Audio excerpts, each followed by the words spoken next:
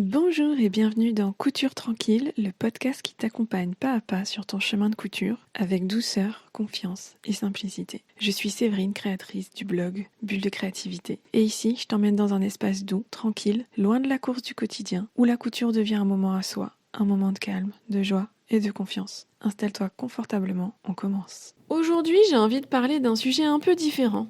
Un sujet qui ne parle pas vraiment de technique, pas vraiment de machine à coudre, pas vraiment de patron non plus.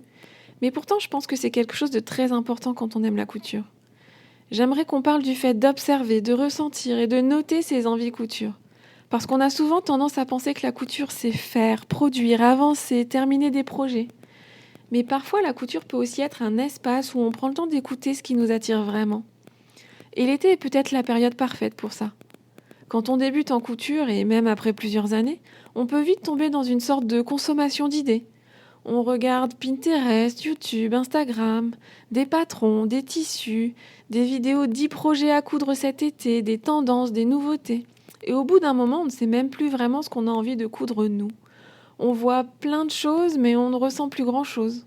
Et parfois, ça crée même une forme de saturation. On a envie de coudre, mais rien ne nous donne vraiment envie. Ou alors, tout nous donne envie à la fois. Et je pense que dans ces moments-là, le plus utile, ce n'est pas forcément de chercher encore plus d'inspiration. C'est peut-être plutôt de ralentir un peu et d'observer.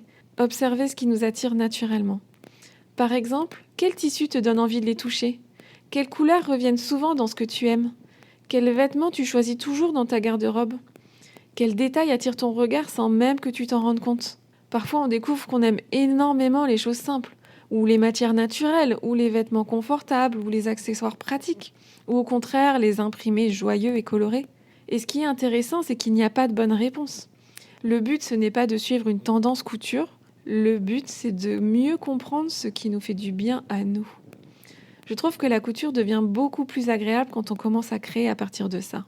Pas à partir de ce qu'on devrait coudre, pas à partir des projets populaires, pas à partir de la culpabilité des tissus qui nous attendent depuis 3 ans dans un placard ou dans un tiroir, mais à partir d'une vraie envie. Et parfois, cette envie est toute petite. Parfois, ce n'est même pas un projet précis.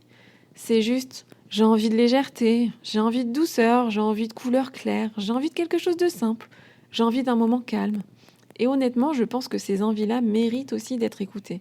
Une chose que j'aime beaucoup faire, surtout pendant l'été, c'est noter mes envies couture quelque part. Pas forcément sous forme de liste de projets très organisés, plutôt comme des petits fragments d'inspiration. Une matière, une couleur, une idée, une sensation, une forme de vêtement, un détail aperçu dans la rue, dans une vitrine, une ambiance.